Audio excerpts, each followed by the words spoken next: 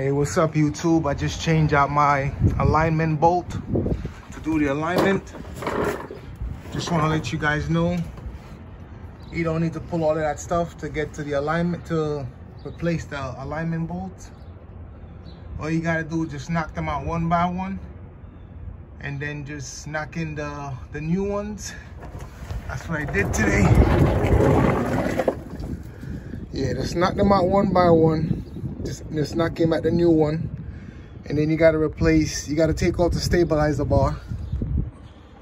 You just got to pull on that stabilizer bar and just put them in. All right, so again, you don't need to pull all of this stuff down to put in the alignment bolt.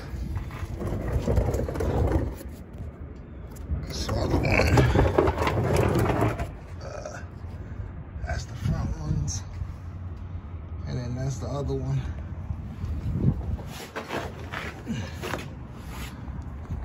So I bought these rims and I got to get it aligned. I got to take it to the shop to get a wheel alignment.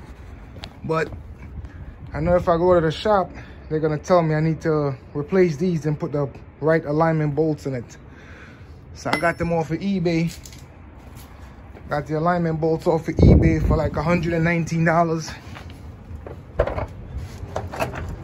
See, put them in myself, and it's not that hard. You take it to the shop, they're gonna charge you an arm and a leg to put it in. All right, and let's see. So to pull the big bolts, you need size 27,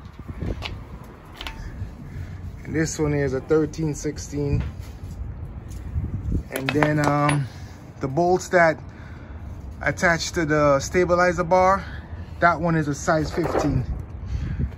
That one is a size 15. All right, so again, if you guys put on new rims and you need to get a wheel alignment, you got a Ford F-150, you got to put those alignment bolts in there.